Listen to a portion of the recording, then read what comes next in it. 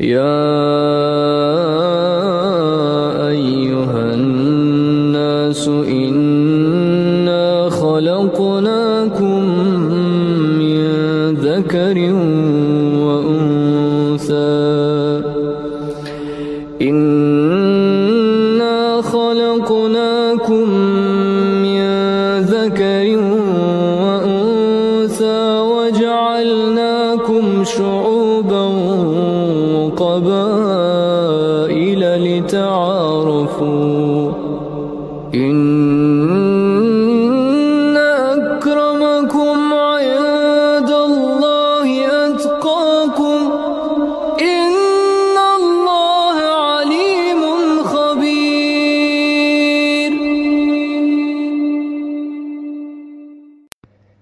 أعوذ بالله من الشيطان الرجيم. بسم الله الرحمن الرحيم. اللهم صل على نبينا محمد وآله الطاهرين.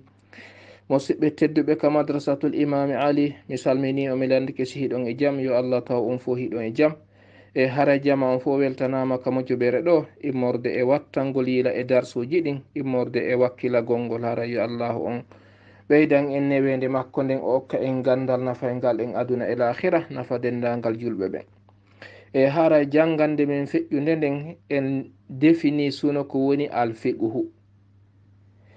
ɓaawo en gayni ɗum ɗon yewtuɗen fi ko wiyete attaqlidi yani ñentingol ngol ko ɗum woni ko jangunoɗen immorde e darsu me en feƴƴuɗon e harayno hande si allahu o muyi en aray jangen sartiji kelle fuye yani ko honde tuma neɗɗo on wonata hellifaɗo haray ko ɗum wonɗen e jippinde ɗo biisnillahi ta'ala. Allahumma salli ala muhammadin wa ali muhammadin.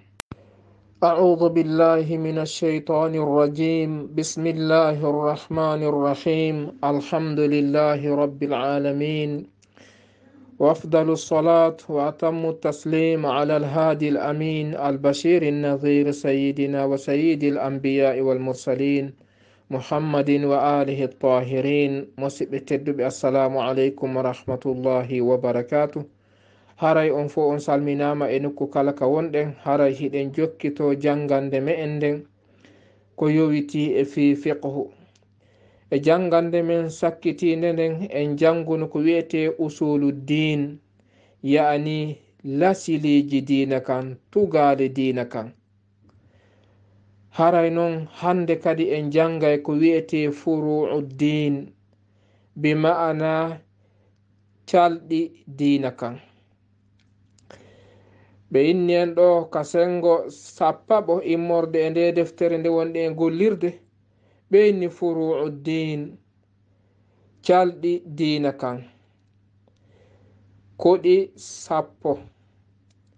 ɓe inni koɗiɗo ko as-salat ko julde wa sawmu e korka wa zakatu e zakka al khumsu ko wiyete khumsu yani jowaɓal al hajju e hajju al jihad e waɗugol jihadi al amru bil ma'ruf e yamirgol ko moƴƴi an nahyu anil munkar e haɗugol ko aña al muwalatu li ahlil bayti alayhimussalam e jokkagol yimɓe suudu nelaɗo ndun imamuɓe ɓe nelaɗo yamiri en ɗo worgol ngol al bara'atu min a'da'ihim e dandinagol immorde e ayɓe maɓɓe ɓen dandinagol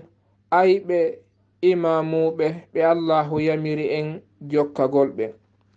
haray noon ko ɗe geɓe ɗo woni furu'uddin yani calɗi diina kan.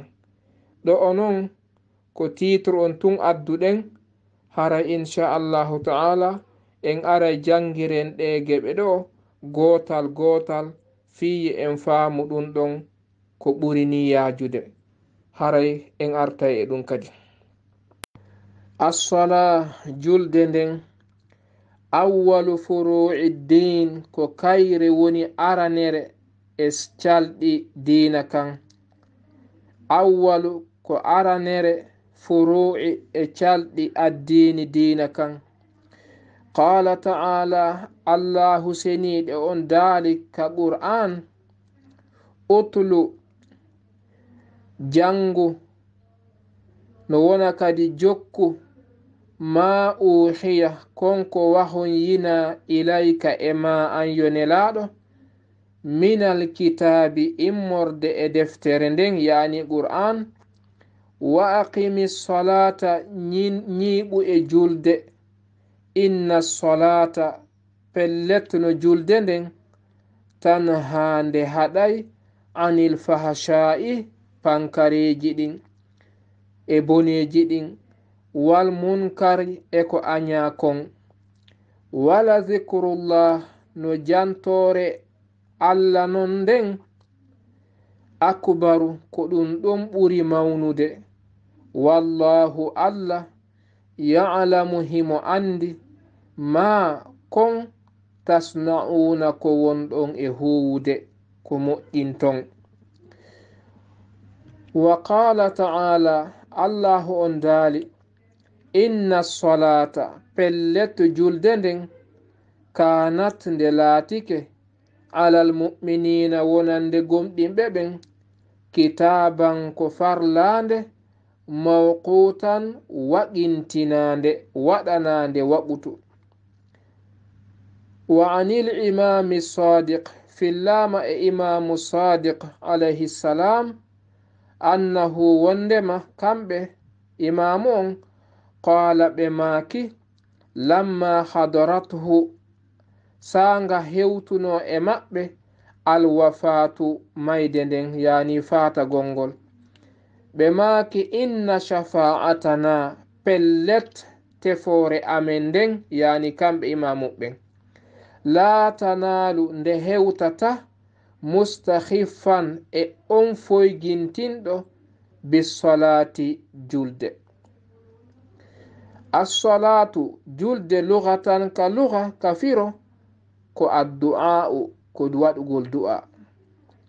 as-salatu julde nden shar'an ka shari'a al-ibadatu ko dewal al-makhsusatu hertinangal bi kayfiyatiha e none maggal al-ma'hudatu ngal aadodi ɗen hiɗen waɗa.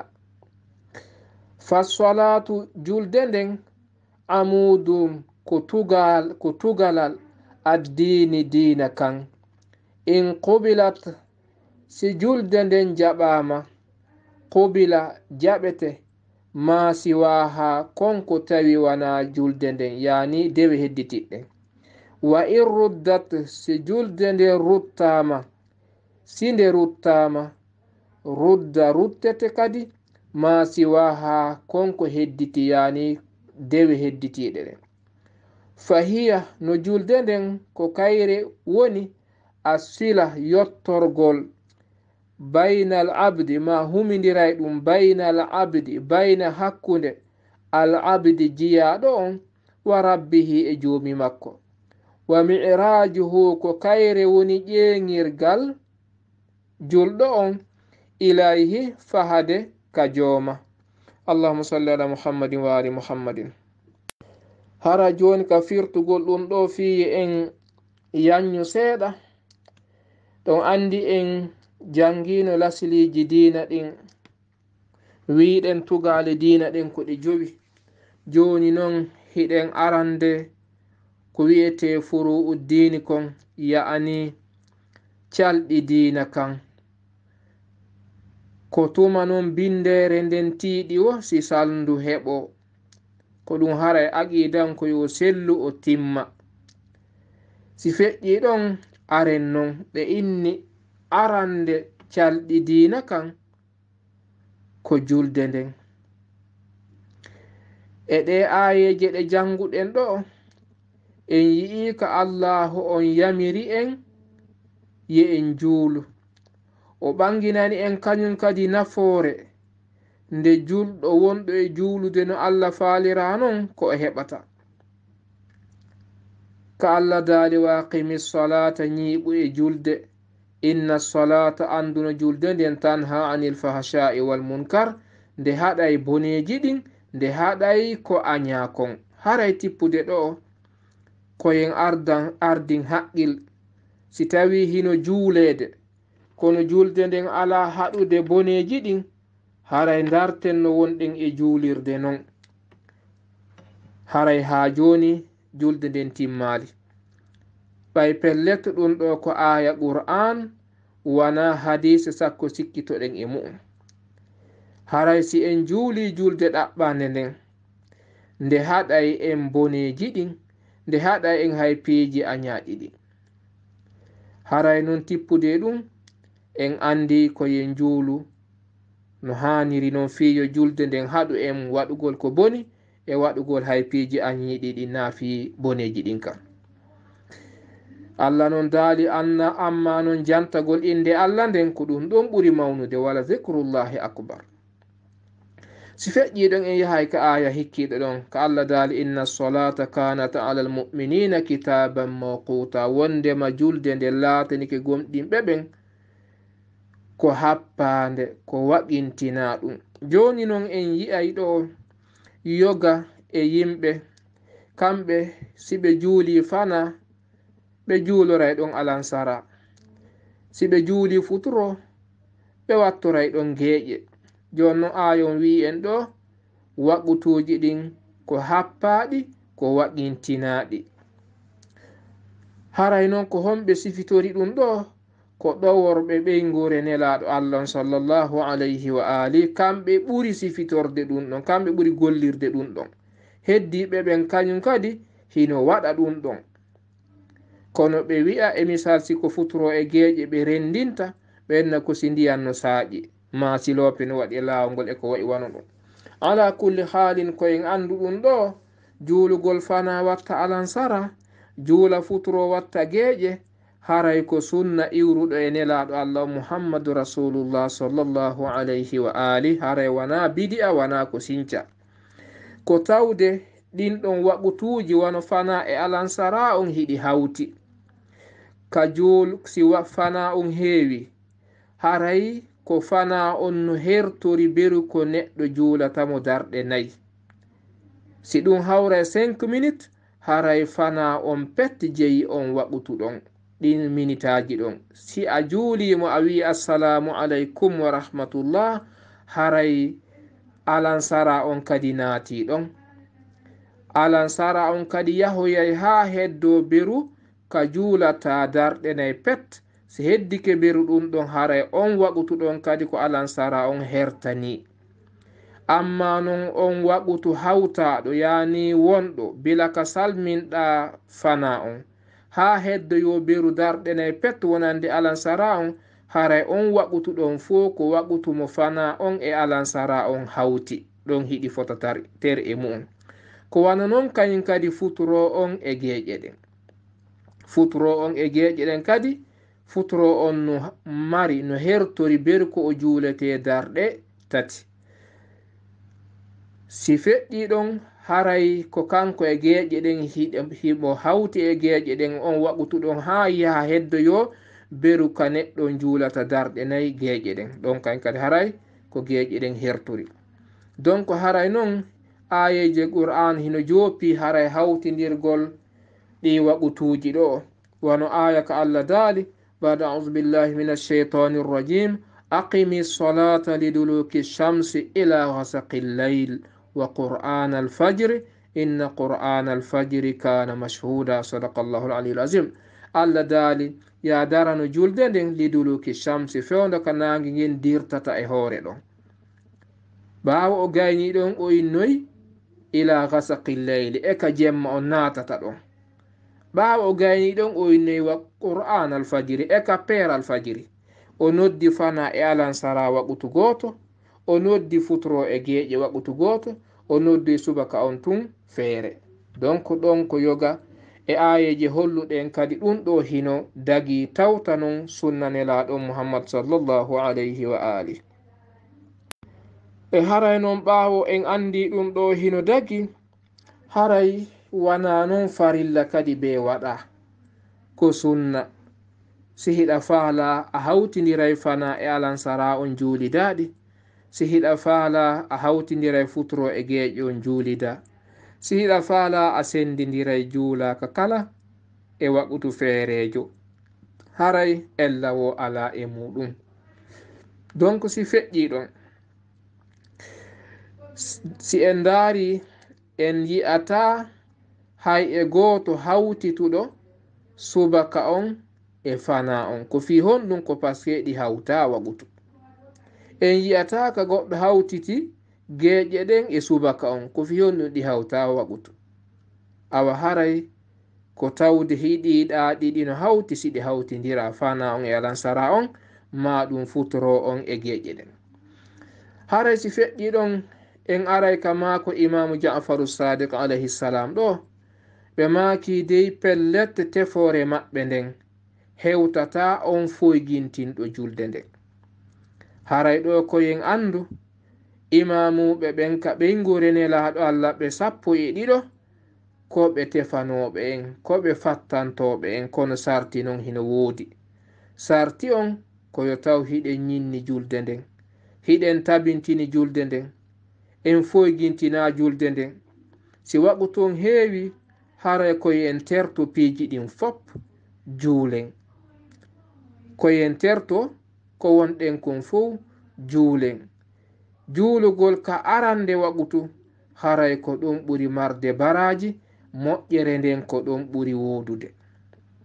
ɓaawo non haray ko ɗum ɓuri moƴƴere koye en yaaru ɗon, wana yen accu ha bonis on lanna aren wi'en hiɗen ɗaɓɓude moƴƴere.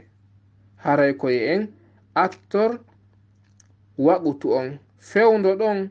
haray imamu zamanu men on ko ɗum woni almamadiw alayhi salam, haray hiɓe juulude. si a juuli ka arande waɓutu a juuliday e imamujo ma on. imamul mahdi alayhi salam ko ka arande waɓutu ɓe juulata. si waɓutu on heewi tun an kaen kadi a salligike ado waɓutu on heewde a habbike, waɓutu on heewi tun a darike e juulugol, an e imamu on on juuliday. ɗum hino wona sabu hara julde ma nden ruttaka. haray non koyen ɓurtu wakkilade. ɓenni julde nden ko du'a ka luha, ko waɗi ko wi'ete as-sala ko du'agol adol islam on. hari si innama nusalli ko yahugol waɗa du'a. ɓaawo non l'islam on ari, allahu on no arabuɓe ƴettingol konngol sala ɓe waɗiringol joni e salligagol ara daro fewta qibla, habbira, waɗa janga, waɗa ruku'u e sujudu, waɗa tayya, salmina. ko ɗum addiyo ɓennen ka luha ko ɗum ɗo. ka shari'a haray ko ngal none dewal hertinanangal o none ɗo o mo wonɗen e waɗande subaka fana alansara futuro e geeƴe e darɗe on e noni julɗe goo kañum kadi inchallahu ɗe jopotoɗen yeeso. ɓe holli en non dey wondema julde nden ko kayre woni tugalal diina kan. joni hiɗon geli musidɓe tedduɓe, si hiɗen darnude suudu tentiniwano suudu huɗo nun no wowtirɗen non, ɓe waɗay tugalal ni siɗa darnude étage a waɗay tugale, ɓenna ɗum piliyeje tiiɗuɗe, ɓenna tiiɗine dey piliyeje ɗen, sina ɗum alaka suudu ndun daro. awa ɗo ɓe holli en haray tugale diina kan ko julde nden. nyande dargal ko ɗum ɗo adete hasbede, julɗo on ko julde makko nden adete hasbede. si julde makko nden ari moƴƴude, haray fi dewe makko hedditiɗe ɗen fof moƴƴi. zakka makko moƴƴi, hajju makko moƴƴi, humsu makko moƴƴi, jokkere enɗam makko moƴƴi, moƴƴugol jikku makko moƴƴi. haray kala none dewe hedditiɗe ɗe o waɗi ɗen, haray ɗon ko darete ɗum joni, haray ɗum ɗon woni ko jaɓete, darete tun haray ittiri sellugol mungol. amma non Allah dandu si neɗɗo on o darama kono ɓe tawi julde nden hari nde moƴƴali, ɓe tawi julde nden ko bonde, kande boni wo haray nden ɗon nde ruttama, ka julde nde rutta wo haray dendangal kuuɗe dewal ɗe neɗɗo on waɗi, haray ɗum ɗon kadi jaɓatake. on andi hino haray nambara heɓike yo allahu dandu en ɗum. Joni noon fino allah dandira en ɗum haray ko be anden taho sariyaji ɗin fi longal ngal e fi salligi on e fi tamamuye on e fi julde nden e kala piiji tawoji haɗay en julde jaɓande anden ɗin ɗum fof woɗɗitoɗen piiji haɗay ɗi en julde jaɓande nden jogitoɗen piiji tawɗi si en waɗi ɗin ɗon hara julde men nden moƴƴi julde nden feewi. Si en waɗiri noon haray en heɓi julde jaɓande. Hara julde nden ko ɓoggol wongol hakkunde e men enen jiyaɓe Allah ɓen e jooma men, ko ɗum ɗo woni ƴeŋirgal men ngal faade ka jeyɗo en on Allah subhanahu wa ta'ala. Bismillahir rahmanir rahim. Allahumma salli ala nabiyyina Muhammadin wa alihi at-tahirin. Jangande wonde ka sengo 11. As-salatu ya ahibbai أن نقف أمام الله سبحانه وتعالى خاشعين نسجد له ونطلب منه الرضا. هو خلقنا وخلق هذا العالم الجميل. هو الذي خلق الوجود الواسع من الذرة الصغيرة إلى المجرات الكبيرة. خلقنا من أجل أن نعيش سعداء وأرسل إلينا الأنبياء يعلمون الصلاة. الصلاة نهر نغتسل فيه كل يوم فنصبح طاهرين. تعالوا يا أحبائي لنتعلم كيف نصلي لربنا. قال تعالى: حافظوا على الصلوات والصلاة الوسطى وقوموا لله قانتين. وقال تعالى: قد أفلح من تزكى وذكر اسم ربه فصلى. صدق الله العلي العظيم. As-salatu juldenden ya ahibba'i ko onon yo yiɓɓe an naqifa ko nde darotoɗen amama yeeso Allahi Allah subhanahu wa ta'ala senade wodanimo o towi. Khashi'ina hara hiɗen yankini nasjudu lahu sujjanemmo wa natlubu ɗaɓɓen minhu immorde e makko kanko Allah arrida welaye makko on. Huwa ko kanko Allah khalaqana tagi en wa khalaqa o tagi hadha o al'alama aduna aljamila labaɗo. Huwa ko kanko woni on allazi taguɗo allazi on khalaqa taguɗo alwujuda nga algodal alwasi'a yajungal mina zarrati immorde e zarra ɓurɗo as-saghirati ɓurɗo fanɗude yani ko ɓuri fanɗude e ko wodi kon ilal majarrati fahade e kin ɗaccuki ma ɗin ɗaccukuji alkabirati janɗuɗi. Almajarra ko woni ɗum on yi'ay wonde si lewru no jalbi ka kammu koode hiɓɓodirɗe nokku ngotu hara daygu kun daygu ngun no tiiɗi moƴƴa. donc ɗon ɗon ko nokkeli ko tawata tagu Allah tawa hino no mawni hino tiiɗi.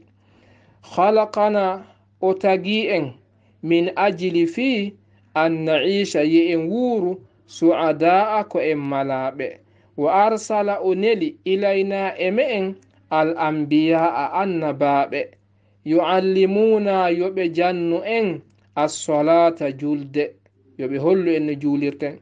As-salatu julde nden naharun ko caangol naghtasilu hiɗen looto fihi e maggol kala yawmin nyallal fa nusbiha wonten tahirin laaɓuɓe.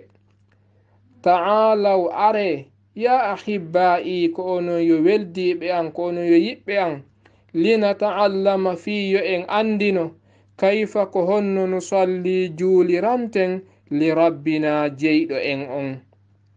qala ta'ala on towuɗo o daali hafizu rene ala salawati e julɗe ɗen ayne julɗe ɗen wassolati e juldere alwusta hakkundere nden wa qumu darane lillahi allah qanitina hara ko on ɗoftiɓe ko on yankiniɓe.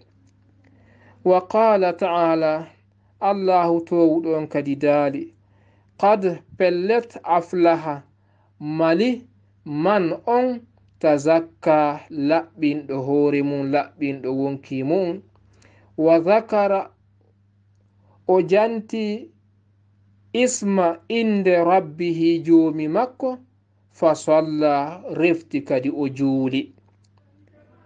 ma wa zakara o anditi kadi isma rabbihi inde joomi makko fa salla o juuli kadi e ɗum.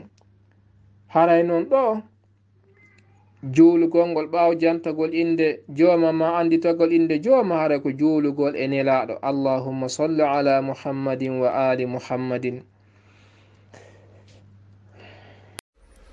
يا أيها الناس إنا خلقناكم من ذكر وأنثى إنا خلقناكم من ذكر